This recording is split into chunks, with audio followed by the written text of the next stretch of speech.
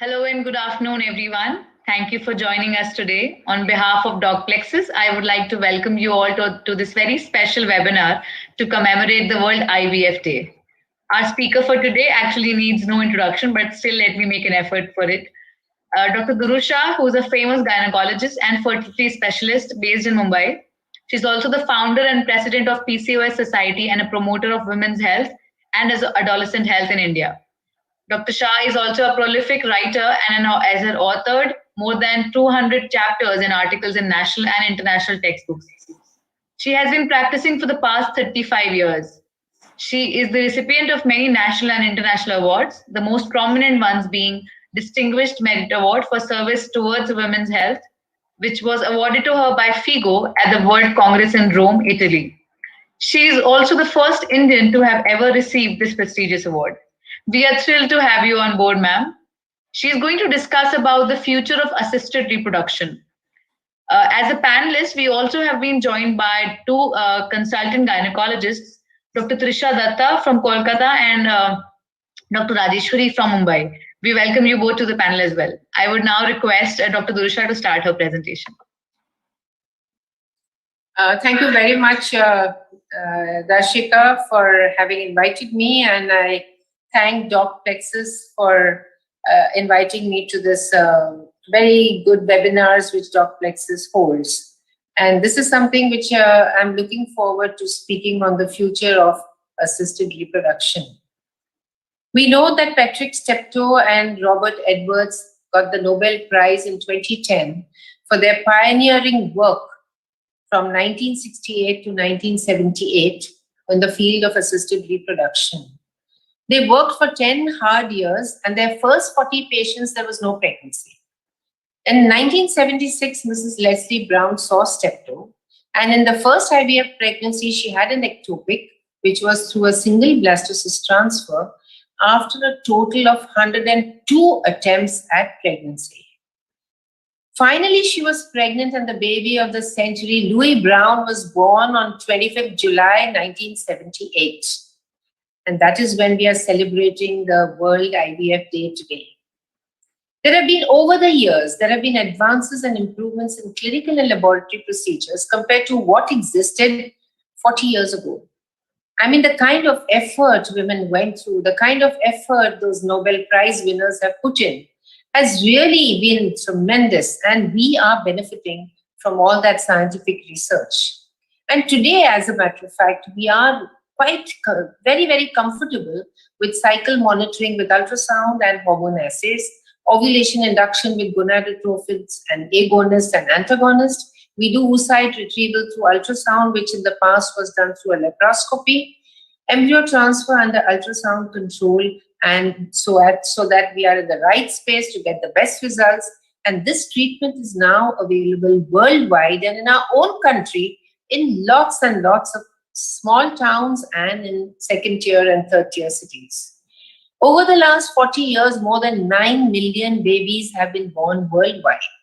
But the fundamental questions in ART today still remain that 50 to 70% of couples undergoing therapy fail at each attempt. Why we as ART practitioners are not better at what we do? Why have we got paused at the implantation phase? We get beautiful embryos, but once we put them in, there is no guarantee that this woman is going to get pregnant. Is it the embryo which is at fault, or is it the endometrium? What causes this failure, and how much do we know today? So in fact, there are 7 ways today fertility treatment has changed or will change in the near future. And I'm going to run through what has already changed and what will change in future. I'll detail a little more. The first advance which has happened is vitrification, and that is rapid freezing techniques where the freezing occurs in seconds and it's very, very quick. And here we see that nowadays many husbands are traveling and their wives are here in Mumbai or wherever the patient is. She doesn't, have access to get pregnant when he's not around. So he leaves his frozen sperms in an IVF clinic. The wife undergoes IUI and IVF in Bombay, and then she's pregnant. Or she may be not pregnant. That is one situation where that vitrification helps us. Then there are career-oriented women who are delaying their pregnancies. They're having late marriages. They are having later babies. They may be not. They may be separated and then getting remarried again. And the fear sometimes of having babies with abnormality prevents them from having a child. So in the process, what happens is that they just keep waiting. Now, what we know is that this freezing, which they do prior to actually,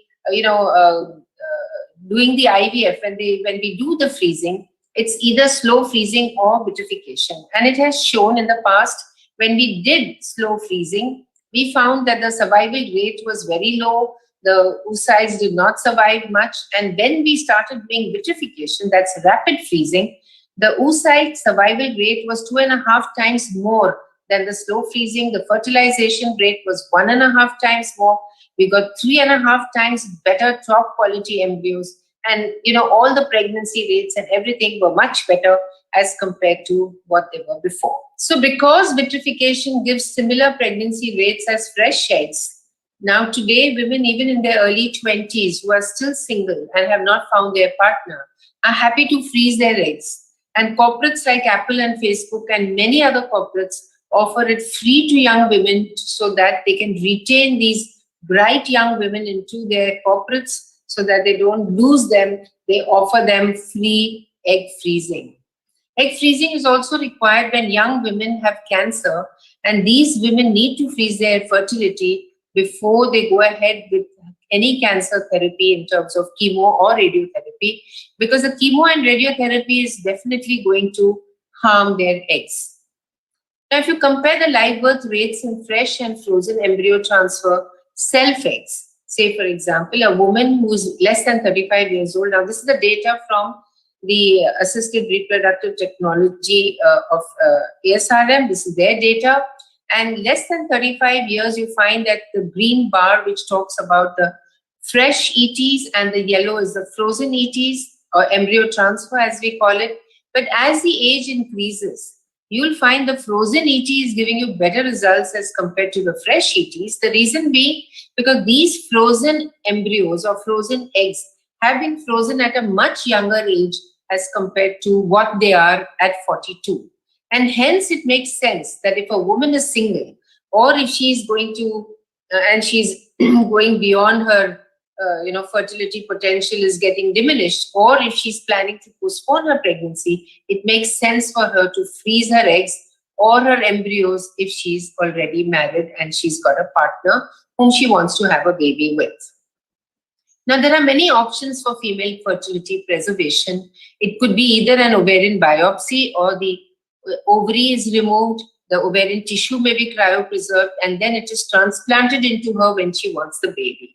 Now, this is mainly done when the patient, the girl or the woman needs cancer therapy, and therefore these eggs are saved for future use when her cancer treatment is completed. So there are various ways in which eggs can be frozen, ovaries can be frozen, ovarian tissue can be frozen, the cortex can be frozen. So there are many, many protocols in which we could use. The thing is that we must understand when to use what. So now the second set of things what we can do is the pre-implantation genetic testing for aneuploidy. Aneuploidy means abnormality of the embryo. This is the second advance which has occurred, which helps us to select normal embryos versus the abnormal looking embryos, and we transfer only the normal embryos so that we can get better quality babies, normal babies, and reduce the miscarriage rates which are occurring because of abnormal embryos. So here you see what is the outcome of these babies who are born after the testing is done on the embryos. Now here there are different kinds of testing which I will show to you, but what it shows is we take a little bit of a bit of the cells from the embryo, and we check it for any abnormality. And depending on the number of cells we remove, we are able to do various tests. Now, one thing is for sure that if you take out more than 10 cells for a biopsy, it definitely reduces the hormone HCG and therefore may harm the blast. But at the same time, we must remember that if one has done it right, there is no difference in the problems in these babies when they are born. The only problem which can occur is to the mothers, wherein the mothers have a higher risk of developing preeclampsia, or they may also have babies with IUGR. So it's reassuring that the neonatal and maternal, I'm sorry about that spelling, it should be maternal. Maternal and neonatal outcomes are more reassuring after PGTA, and more studies are needed to really know what is the future. The fact that the current, the first pregnancy, the lady is just 42 years old, and therefore we do not know what are the future problems she's likely to face. What we don't have is very, very long-term studies, but yes, at least till the age of 40 years, we find that these procedures, PGTA, developed much later. It didn't develop with Patrick, Steptoe, and Edward, but it came in later. And the data which is there at the moment is only related to ongoing pregnancy rates. It's also important that we don't do the PGTA for all patients. It's not necessary. What we say is we do it for patients who have got recurrent implantation failure, where we do not know why they are not getting pregnant. Women who are of advanced age, where we find that the embryos may be having more of abnormalities. If there is a severe male factor, or there's a recurrent pregnancy loss, or there's an elective single embryo transfer which we are going to put, and we want to see that particular embryo which we are putting in is good. The next step is doing a genetic diagnosis. When we are doing pre-implantation testing, we are only looking of whether it's abnormal or normal, looking embryo. But when we are doing a genetic diagnosis, we are actually looking for major disorders which could be present in those embryos, which will definitely lead to abnormal babies.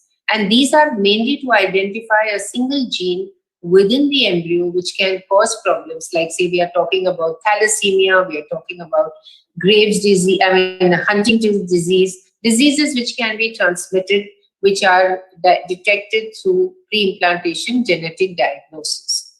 So here, these are generally used by couples at risk of passing on a nasty genetic disease, where they may already have had a child who is affected, like Down syndrome or sickle cell anemia, or some strange disease which is running in the family. If they would like to test the embryos, this is the time to test them. When the embryos are 5 days old, the biopsy is taken, the particular test is done, and if it shows that there's a problem with that embryo is not implanted into the mother. Now, how do you take a biopsy for pre-implantation genetic testing, or either for PGTA? Now here you have, it could be either a first and second polar body, sample is taken, but which will only look at aneuploidies of maternal origin or damaged DNA.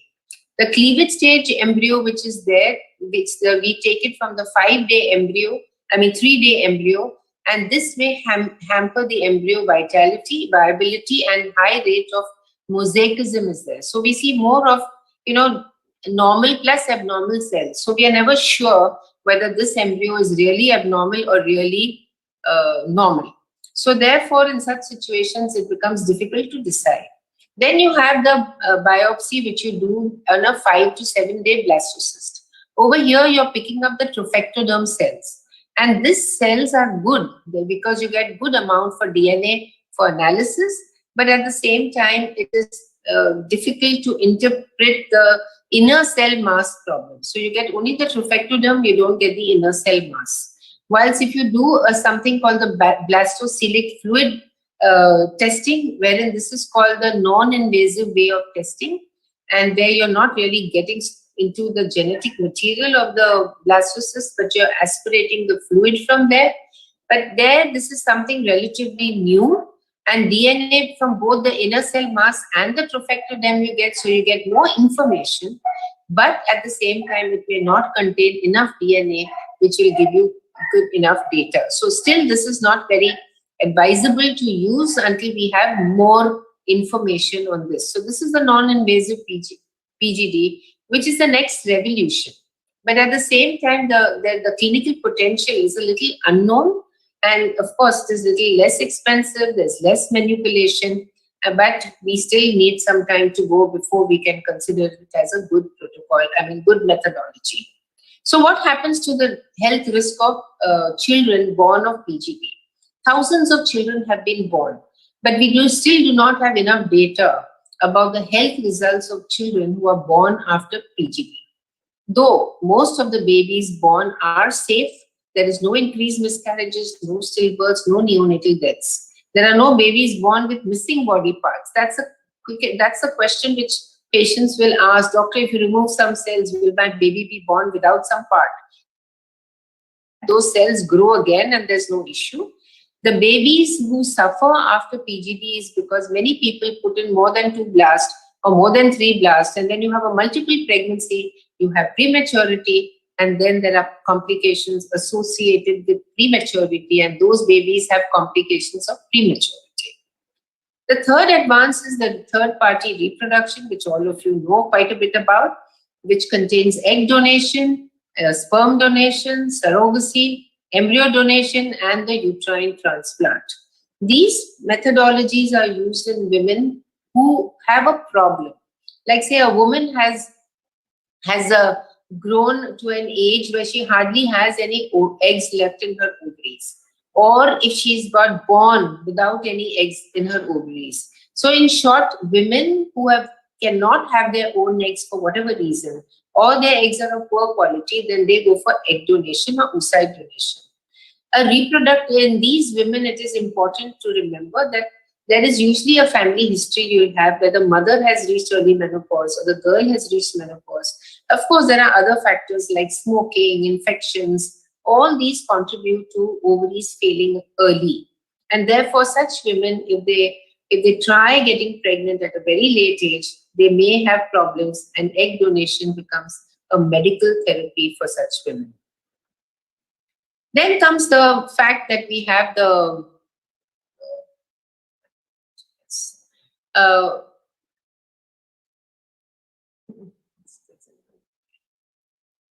okay.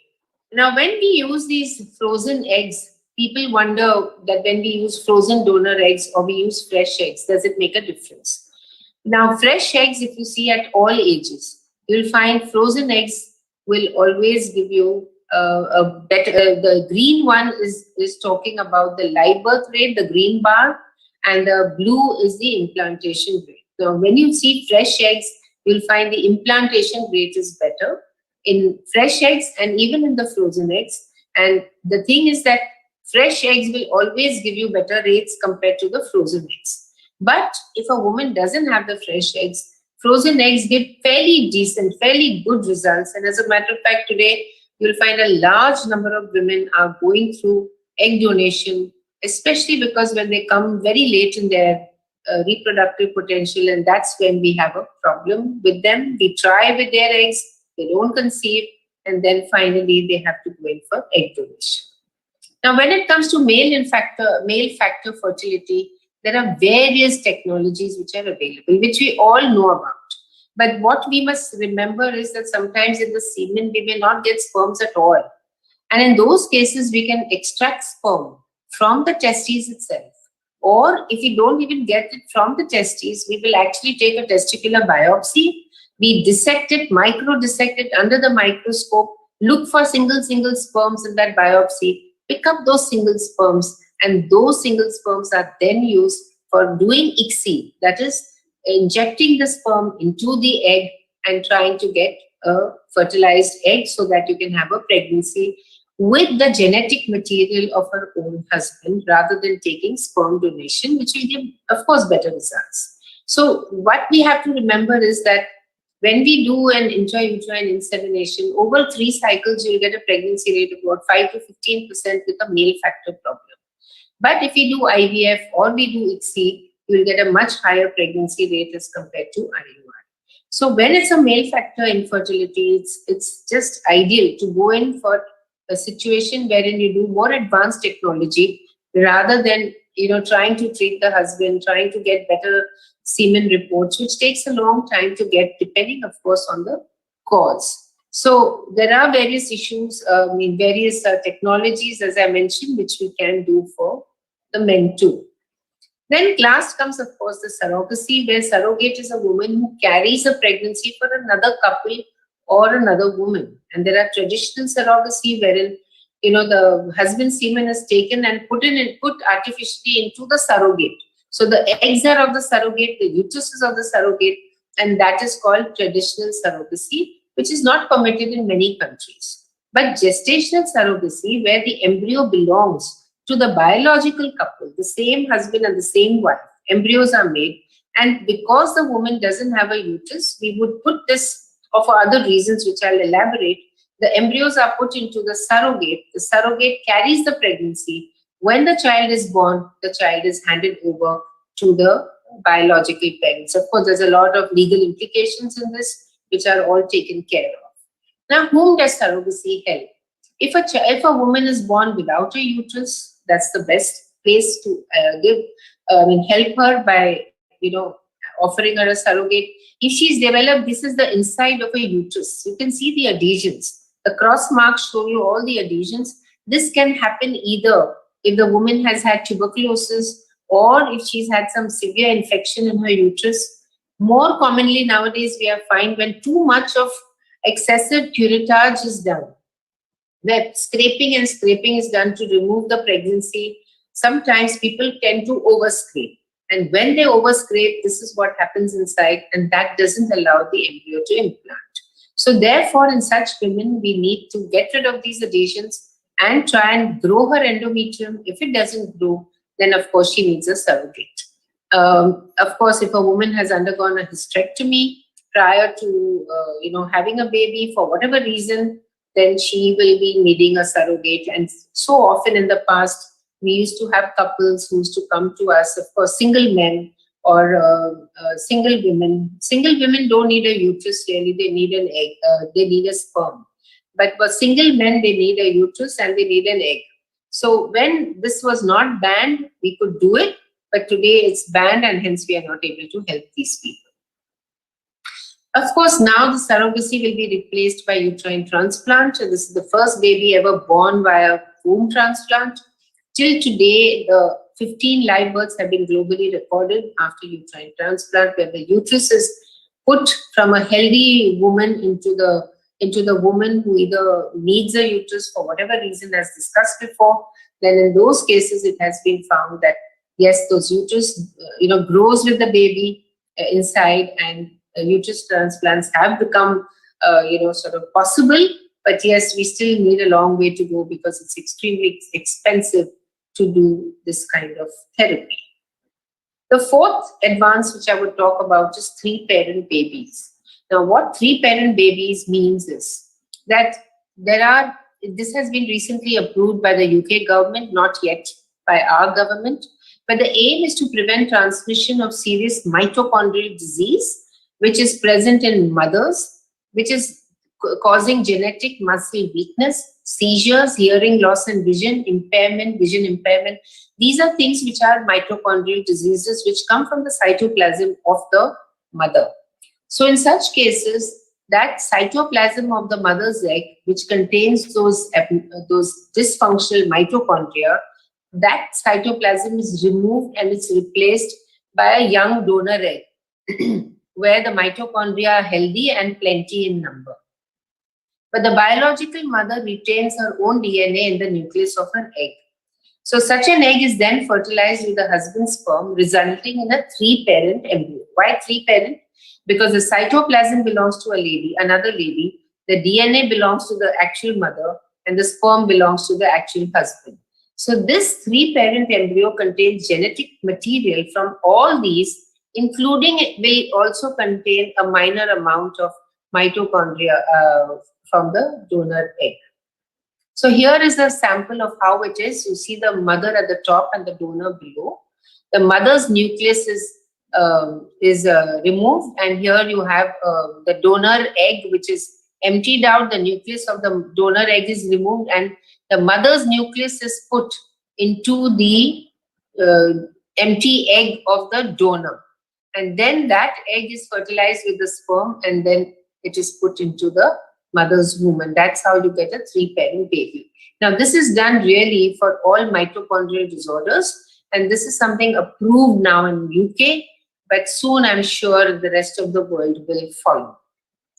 The next point is where I want to talk about artificial intelligence. Now, what is artificial intelligence? Artificial intelligence is when there's a duplication of human intelligent processes by machines, especially computer systems. These processes are called learning. Now, here what happens is the computer collects information which you feed in as data. It reasons out on its own using the rules to reach such conclusions, and then it self-corrects itself by using the rules to correct oneself. So the computer has been trained to get information, to reason out information just like we reason out, and to self-correct themselves in giving a proper diagnosis. This was first coined by a group of researchers in 1995, and since then applications have been used in daily lives.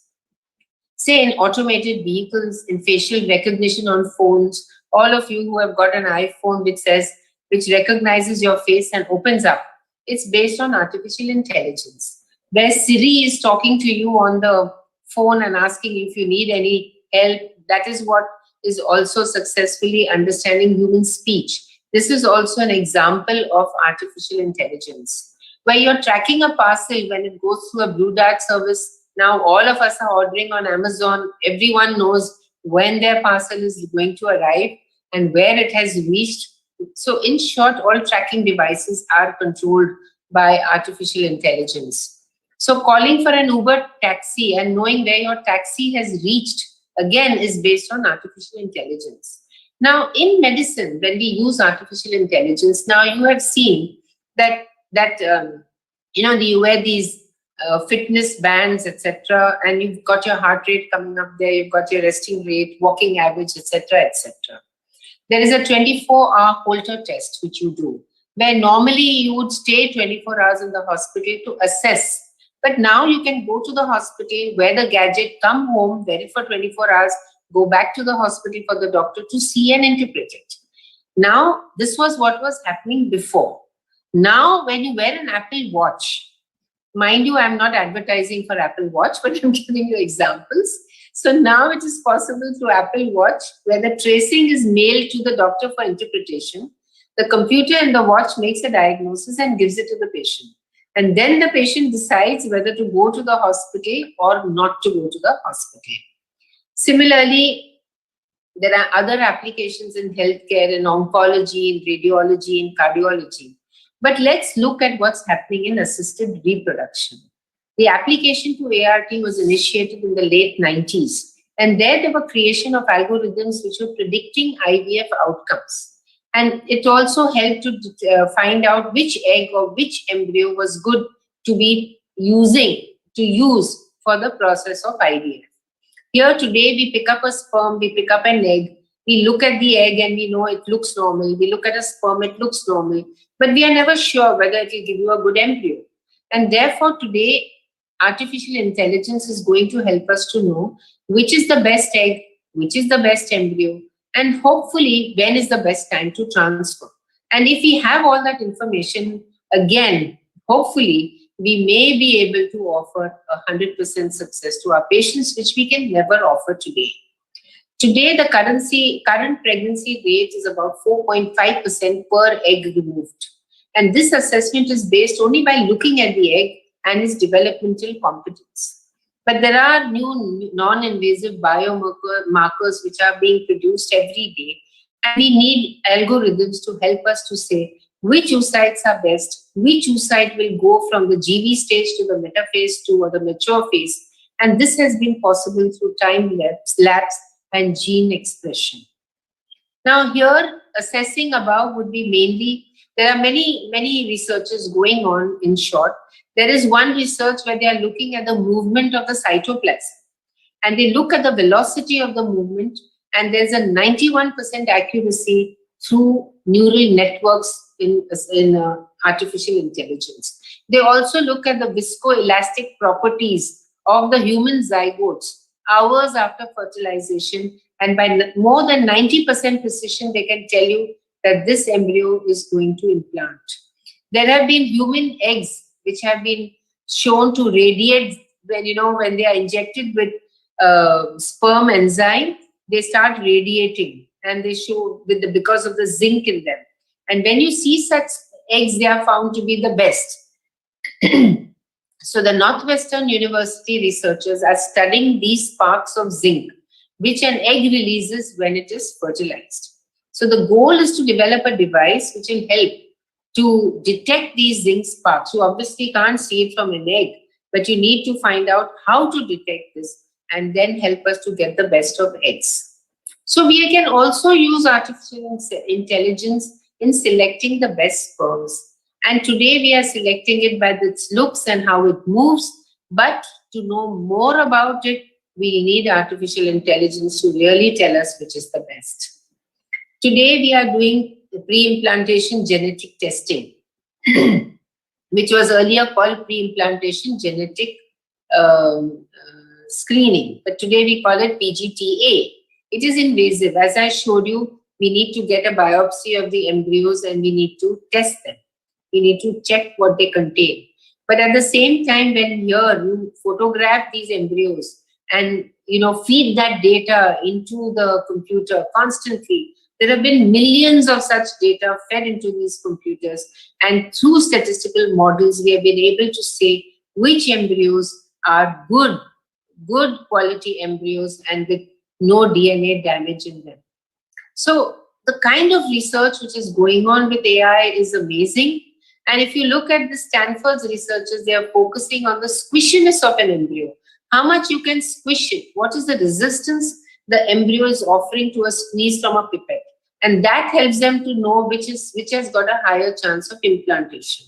And this information is fed into the AI, and it helps to predict 90% of the times as to which embryo will reach the blastocyst stage. So there is a whole lot of stuff which is available. There is a whole lot of material available to identify abnormal embryos, but still it's not 100%. We need to know that there is no 100% answer today, but we are on the way to that. Maybe another 20 years, 10 years, we don't know, when we have an answer to this. So here we have deep learning also. Deep learning is where the computer is able to make a decision itself and help in deciding which is the best quality of the embryo. So there's an app which has been developed by AI approach. In this, they have looked at 50,000 images of various embryos. And this is being called the Stork framework, which helps to predict the blastocyst quality. And it is really extremely useful, and they have looked at it and they have found that it does much better than individual embryologists. So here is a study where 2,182 embryos were fed into the Stork framework, and they were looked at and they were analyzed, and they found that 13.8%, the chance of pregnancy was based on individual embryos, and it varied from 13.8% to 66.3%. In women who were more than 41 years, 13% of these embryos only were good, whilst in the age group of less than 37 years, you found that the good quality embryos were almost up to 66%. So this is a way again of determining through the Stork analysis which embryos are likely to be good or bad.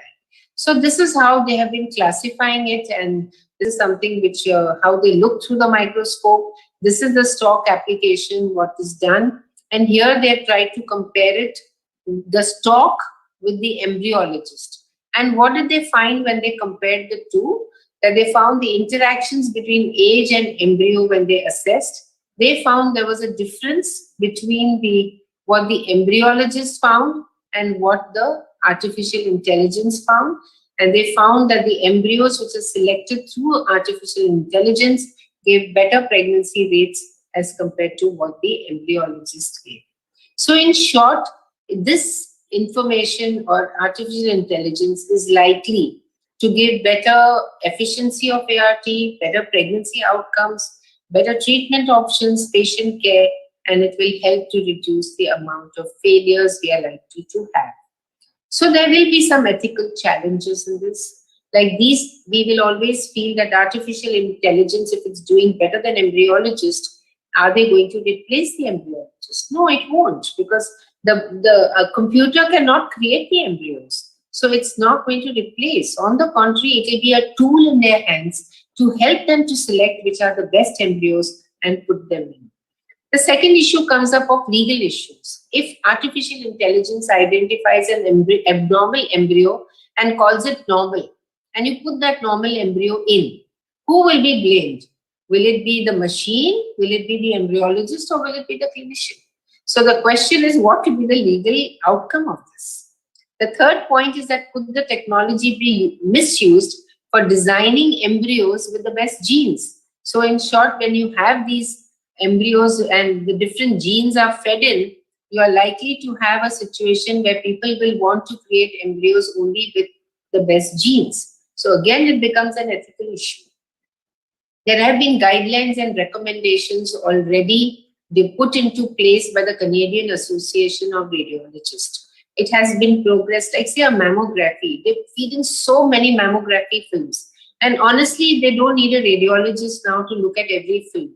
The artificial intelligence screens out all the films which are looking little abnormal, and those are the films which a radiologist would sort of scrutinize. So this is how rapidly in last 5 years healthcare has come in and helped many professionals in identifying and doing quicker work and better work, and therefore recommendations are needed. But we know that in science, as the science progresses, it progresses very fast, but the recommendations go very slow. So this is the problem we have.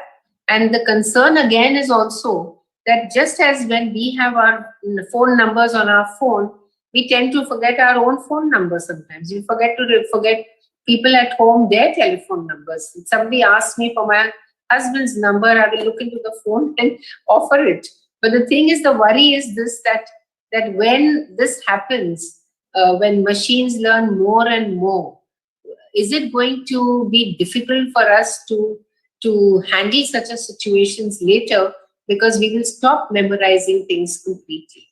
So what we say is that technology actually only assists, but it does not replace. The artificial intelligence will assist the embryologist in making a more accurate and quicker diagnosis. We always know that humans will remain supreme over robots. The power of the brain has no limit. And 30 years later, even if there are robots all over your home and all over in your labs, it will be the human brain which will sort of ride it, because we have something called a gut feeling. We have much more imagination, so we can use our time better to do even better things. And the Japanese billionaire SoftBank CEO, who's Masayoshi's son, he said, in about 30 years, AI will have an IQ of 10,000, when the average IQ of a human is 100, and that of a genius is 200, whilst a computer will have an IQ of 10,000. It's possible that machine learning will become smarter than the human brain, and probably is going to happen in this century itself. So we have reached a long way. Now we talk about what's the future. Now we have talked about what is happening today till now, and what are we anticipating in future. In future, what can happen is what I'm trying to tell you. We know that the human genome has already been sequenced. The testing of the human genome happened in April 2003.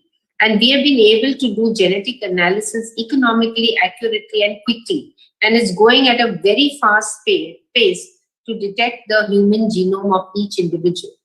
10 years ago, to sequence the human genome cost $500 million. Then it became $50,000 to test in 2009. Then it became $1,500 in 2015. It became $1,000 in 2017. In another 20 years, it may cost just a few hundred rupees. So when you can test your human genome at such a slow rate, it can give you information like this.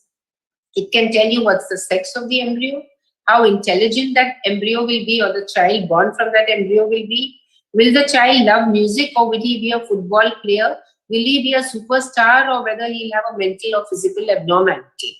Now, this is the kind of information you're going to get from the embryo. And therefore, in a situation where, as I'm bringing out an example here, where you do the PGD, means you're doing the pre-implantation genetic diagnosis on that embryo, you're picking up a piece of that embryo, you're doing the human genomic testing, that is the HGA. You go to parents will take an appointment in the clinic. They will tell the clinic to do the complete whole genome of the embryo, discuss whether there are any disorders that their family has, to look for it. The clinic will take biopsy of the embryos and begin the process of deriving embryos. Then 5 days after fertilization, all the thriving embryos will have several cells removed for genetic analysis. Embryos will be frozen. The material removed from the embryo will be tested for the human genome sequence, and this can be done rapidly as science advances, and will tell you all the information you need to know. In short, the couple will then decide which embryo they are going to want to transfer into the womb, so that they can have a good, healthy, normal baby according to what they desire. I'll give you an example. It will be the most difficult part for the couple to decide what to do if such a situation happens. So suppose the doctor tells the couple, this is embryo number 1. There is no serious disease this child will be there. The child may be a carrier for Tay-Sachs or for phenylketonuria. There will be a more than average risk of coronary artery disease or colon cancer and type 1 diabetes. There's a less than average risk of schizophrenia, breast and ovarian cancer, diabetes and asthma in this baby. The baby will have dark eyes and hair, graying early in life with straight hair, moderately tall and thin built, with a 55% chance of top half in SAT test, much lower than average chance of being an athlete, and with a good chance of above average musical ability. Now, this is embryo number 1. There'll be some 5-10 embryos like this. And similarly, there'll be different variations of what the doctor will say, that this is the risk of the disease, this is what the child will look like, this is the color of the skin, this is the etc., etc. I mean, this is the kind of combinations. Now, how would any couple choose which embryo to get implanted? It's strange. I mean, it will be impossible to decide which embryo you want within you. Whom would you choose if you had to make that decision? And that is why it's a very high-risk situation where you get this done and then you don't know what to get yourself implanted with. So currently, there is very sketchy data for the risk of ART and its manipulation. Today, even after 40 years of IVF, we have information about post-IVF, post-ICSI, pre-implantation genetic diagnosis, but we don't have long-term data, and therefore it will be several decades by the time we have an answer to all this. It will have favorable medical, economic, social, legal, and political advantage, at least in the rich countries. But it will be leading to having children who will probably have the benefit of being born in rich countries, and it will have because they will be the ones who will be affording to have children like that. The major benefits, of course, will be that it will decrease the amount of human suffering due to genetic disease. There will be fewer babies born with disability. The baby will be a closer match between what the parents want and what the parents get. But if PGD-HGA is that what I'm talking about, where we are talking about the human genomic analysis, if it is developed as a safe and effective technology, parents will have the freedom to choose their babies in countries where there is no prohibition of this technology, because it could be used very at a disadvantage. It could cause inequality between the rich and poor countries. You would create super babies in the rich countries, which will overshoot the other babies, unfortunately, as they grow. There'll be coercion from insurance company to produce healthy babies, or they will not, insure other babies. And therefore, families, especially in India, will be more than happy to go ahead with male children. So that is going to be the problem in future if we go ahead with that kind of technology. And the last technology I want to discuss is creating gametes from stem cells, where women have no eggs, where men have no sperms.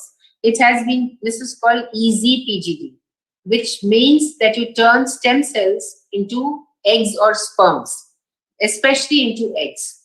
So here, these stem cells can be collected from the blood, it can be collected from your skin, it can be collected from anywhere and converted into eggs or sperm. So those somatic cells from the skin can be help to create eggs and sperms, and embryos have been created from such gametes.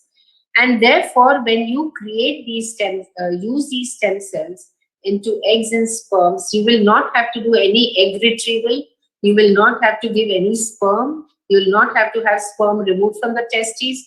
The couple just goes to the IVF clinic, gives a piece of the skin and leave, and that's when the embryos are prepared and put within them.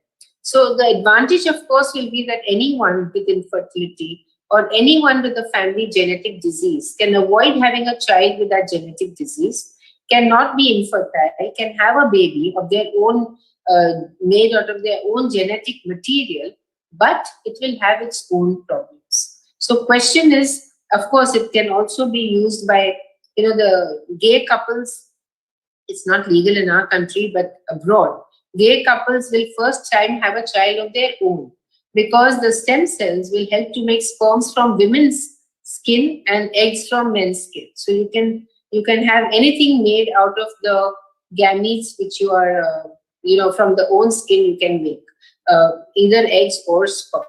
So just think of the advantage you will have as to no going to clinics of doctors, doing ultrasound, taking injections, doing any such thing which will help, which will make a woman miserable, and this will be the easy way out. But then we have to realize that the science for this is likely to exist only sometime in the next 20 to 40 years, when probably I will not be around. Maybe the younger generation will be there to see it. But whatever is scientifically possible is not necessary that it will be used later. It is important for us to know that yes, science can do such a thing, but it's not necessary that it will be used in as a methodology of treatment. So question is, how many children should be born before a technology is considered safe? I know that we started doing ICSI even before there were many children born with ICSI. We didn't know whether there'll be a higher abnormalities, there will be any issues. So we need to have regulations into place. We need to say at least so many children should be born before a technology is considered safe. So this is the system change which is required. Unfortunately, with assisted reproduction, we do not have too many regulations, and people want to start using a technology quickly without thinking as to what choices we are making for our future children. If informed people like us do not make these choices, ignorant people will make them. And therefore, we need to make our choices, because we have to make a choice, because the way the science is progressing, it's going in a very, very different angle. So we all need to make choices, not for our personal greed, but for our grandchildren and great-grandchildren who will be born 100 years from now. And we have to thank our we have to think of our future generation, because 100 years later, the future will be our grandchildren's, not mine, not yours. So thank you very much for being with me today and listening to me and talking about the future of assisted reproduction. Thank you. So thank you so much, ma'am. Very insightful and I think very futuristic presentation, I would say. I would like to also introduce our panelist here. So the first panelist is Dr. Trisha Datta, who's a consultant gynecologist at Kasturidas Multispecialty Hospital in Kolkata. Yeah. And our second panelist is Dr. Rajeshwari Khayade, who's an associate professor at SIMS RC Mukka, Mangalore, and also a consultant gynecologist at Saifi Hospital, Mumbai. I would like to welcome you both.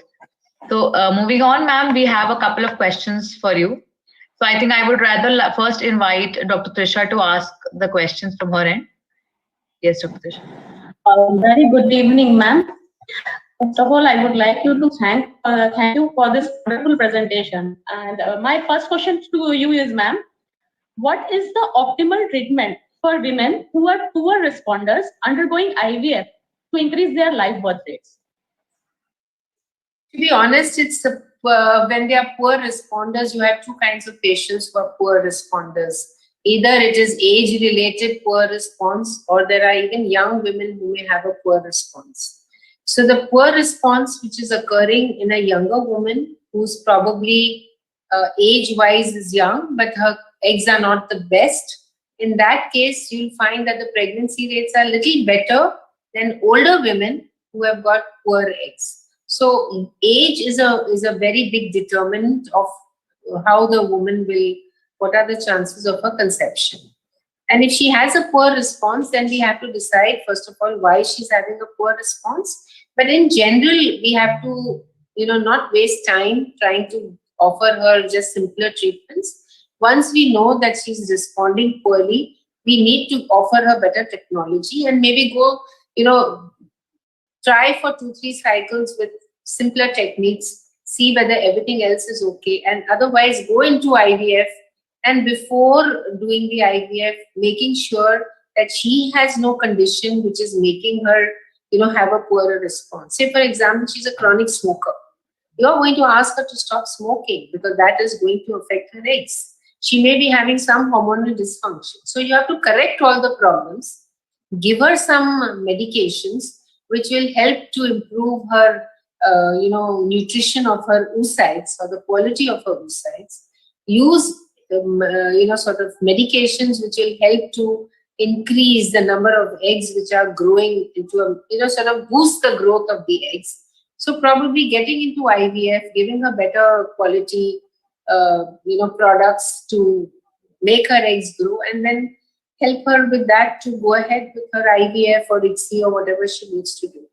I think that's the best way out. Is there any role of micronutrients or antioxidants in boosting the number or the quality of eggs? So that's exactly what we say, that there is a possibility that when you use micronutrients, it has been shown in vitro that when you use micronutrient, it helps to increase the copies of mitochondria into a cell. Now we know that younger women have more number of copies of mitochondria, whilst older women have less. And mitochondria are the energy sort of boosters in an egg. So the more mitochondria you have, the better. So micronutrients are known, at least in vitro, to help to increase the capacity or the amount of the quality of the mitochondria in the eggs. But at the level of pregnancy rates, I'm not sure as to how many studies have been done or randomized controlled trials have been done on that. But in vitro studies have shown some benefit. Thank you, ma'am. Thank you so much, Dr. Tisha. Dr. Rajeshwari, any questions from your end? Hear me? Yeah. Hello, can you hear me? Yes. Firstly, I want to tell Madam, it was a very informative lecture and very interesting and very informative.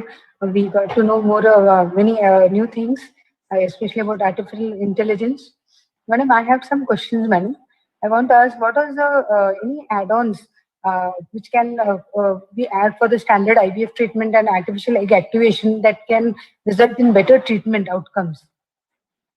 Like what kind of add-ons are you asking? Madam, any multivitamins, as you told, micronutrients, but any other things we can add more supplement like DHGA? Yeah.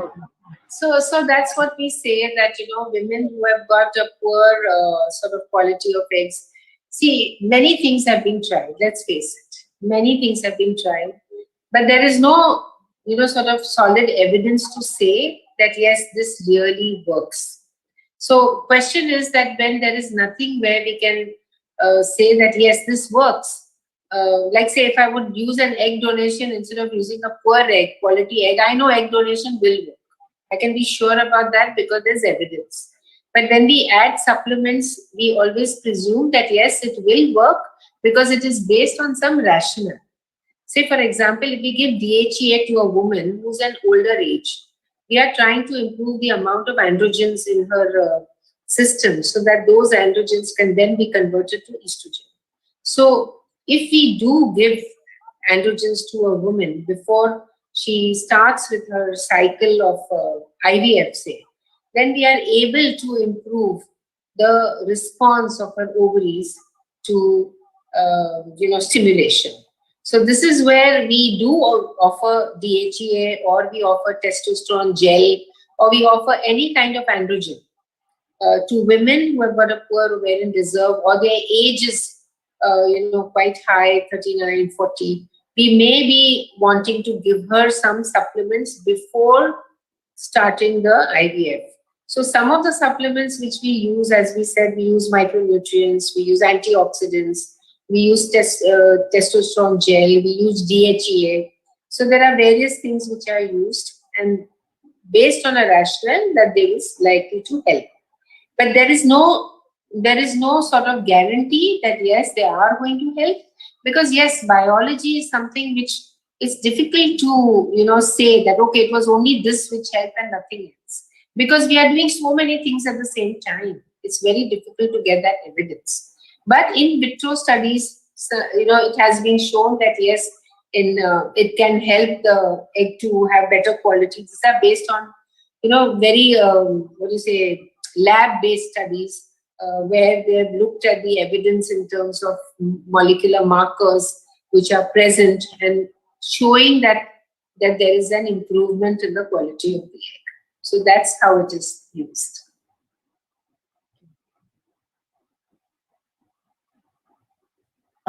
Any more questions? Otherwise, we have a couple of questions. I have one more question. Yeah, sure. Madam, what is the impact, that is the social, psychological or emotional impact on the child psychology born using donor gametes? There have been studies done on that, wherein donor gametes have been used. Most of the parents actually don't tell the child that, at least in India, most of the parents don't tell the child that they are born out of donor eggs or donor sperms. But yes, we have found that quite some of the parents do tell their children that when they are grown up enough to understand that, that genetically you do not, it's not my genes. Because they always believe that when this child grows up and later on finds that, that the genes don't match, say, the mother's or the father's, then the concern is that the child may, start having different impression about the parents, may go through some anxiety. And especially if a child is not looking, similar to the parents. You have a very fair couple having a very dark child, becomes quite a trauma for the child. Similarly, a very dark couple having all fair children, because these kind of things have happened in the past, and that has happened usually when there has been a mix of embryos, not intentionally but accidentally. In labs where they are doing multiple number of transfers, there may be sometimes a mix like this, and cases have occurred in the West where it has gone to court and created trouble. So in short, mistakes can happen, and this kind of thing can occur, which can be traumatic to the child. But when it happens within a family where everything is going well, I think it is a good idea to tell the child when the child grows up and is able to understand that it was through, a sort of a donor egg or through a donor sperm. And usually, I think by then the child has been brought up with the parents, and so much love and affection has been showered on them, and I don't think they have too much of an issue. But there have been studies where they have shown that the child wants to then meet the real mother who gave the egg, or the real father who gave the sperm, or the real surrogate who carried him in the uterus. There have been incidents like that, but in general, I don't think there is much of an issue. Sure. And ma'am, is there any role of stem cell therapy in endometrium, as in Asherman syndrome? Yes, as a matter of fact, there has been work done in the West, wherein they have collected stem cells and they have inserted it into the subendometrium, right, under the endometrium, and they do it through passing a catheter into the uterine artery through the femoral side, through the inguinal area, just like we use it for angioplasties. What is done, the catheter is passed in. The catheter is passed into the uterine artery and gone inside under the endometrium, and the injection of the stem cells is done over there. There are many people who are doing stem cell, sort of transfer through the hysteroscope or through the cavity of the uterus and injecting it under the endometrium. That really hasn't really worked. What has worked is when they have put it through that route. And there have been patients who have had this therapy, and babies have been born after that therapy. So stem cells have been used for Ashwin's. I want to ask you a question. Madam, what is the take on the endometrial scrapping, madam? These scratching these days prior to hysteroscopy or prior to IVF, they do hysteroscopy and they do endometrial scratching. So, what is your take? See, that again initially came up because there were many studies or even in vitro studies which showed that that when when the embryo implants into the endometrium, there has to be a sort of a weak spot in the endometrium for the embryo to implant. So therefore, I mean, that is the normal physiology of implantation. So the concept was that yes, if we artificially create some injury inside the endometrium, maybe it will help the embryo to implant. But studies have been done now recently, and it has been shown that it doesn't really help. So it's not going to be much benefit. I mean, that's what I said. There were many studies, many people were doing it. As a matter of fact, we were also doing it at some point in time. But the thing is that when the recent studies have shown where they've done randomized controlled trials, they have found that it's not useful.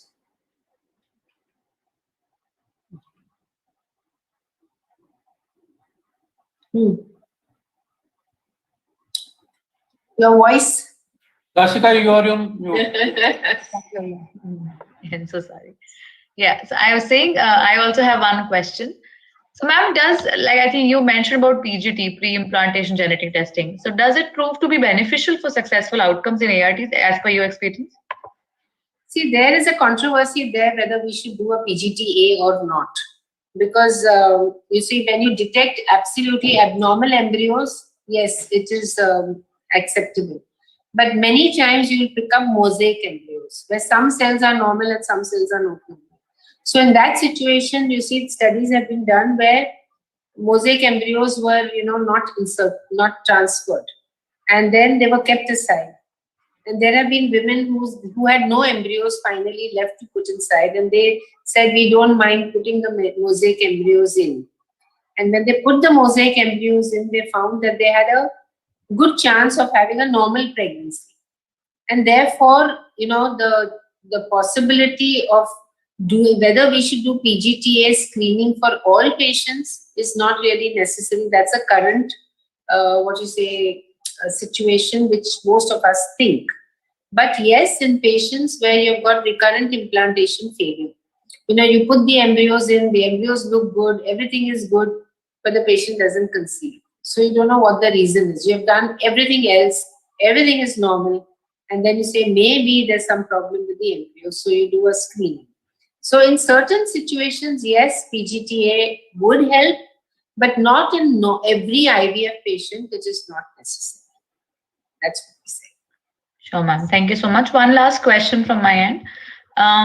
So in couples with unexplained infertility, so do you see, does IUI increase the LBR when compared to other ARTs, including IVF? In couples which unexplained? Unexplained, yeah. If it is unexplained infertility, we don't know what is the cause of the fertility issue. And that there is a definition to it, that you have probably done all the necessary tests to make sure that everything else is okay. Now the question is, IUI is a very good method of treating patients, especially when there is no absolute contraindication for it. Say the patient has, open tubes, the husband's sperms are good, everything is good, but she's not conceiving. So after you have investigated her and you have found no reason for her not conceiving, and you have ruled out endometriosis, you have ruled out everything, then in that case, when you treat her by, sort of giving her a little sort of ovarian stimulation, that instead of creating one egg, you're creating 2 or 3 eggs, and you're doing an IUI to help her. In those cases, you'll find that you get fairly good results with just IUI and a little bit of either oral ovulagens. You may give letrozole, you may give clomiphene citrate. It helps. If it's a patient with polycystic ovarian syndrome, you may want to offer her a little, if necessary, of course. If she's got insulin resistance, if she's obese, you would offer her a little metformin. You would probably want to, help her with the ovulation, because she may be having a situation wherein for some reason she's not ovulating at the right time. You're helping her with the ovulation, and then you monitor her, you do the IUI, and that also helps them. So you get pretty good results in such patients, and there's no necessity to jump into IVF in patients where you can treat them with IUI. You must offer them a few cycles of IUI, especially she's young. She's not 39, 40. One thing is there that in Indian women, we get menopause much earlier compared to the Western women. Correct. And Western women, at least the white women, they have an average age of menopause at 52. 51, 52, whilst Indian women have an average age of menopause at 47, 48. So there's a 5 to 6 year gap. And it's said very clearly that 10 years before menopause, the eggs which remain in the ovaries are not the best eggs. And infertility really starts from there. So if a woman is going to conceive, have menopause at say 47, by the age of 37, the eggs which are left in her ovaries are not the best. They are the last of the eggs which are remaining. And it has been shown in a very nice study where Indian women were compared to Spanish women. And the same age group, same everything. And they found that in Indian women, at what they got pregnancy rate at 33 years of age, the Spanish women had a 6 year difference. Like they got the same pregnancy rate even at 39. So there was a 6 year gap with Indian women. And therefore, we used to always worry why, at least the Western, when we compared our data of women above the age of 35 with Western data, we found that we never had such great pregnancy rates. And then, when these studies have come out, they have shown very clearly that in Indian ethnicity, we need to start pulling our act together earlier. We don't wait till they are 37 and 38 to offer them treatment. In the past, there was no problem because girls got married younger, everything happened earlier. But today, women are getting married much later, or they're married, but they want to have their children later. We tell them that at least if you're not planning a baby soon, by the age of 31, 32, freeze your eggs. Freeze your eggs, and, at least be mentally at peace that you don't have to get married in a hurry to anyone who's available just to have a baby. So that's what we say. Yeah, I think, thank you so much, ma'am. Any closing remarks for tonight, for today, you would want to, for our audience?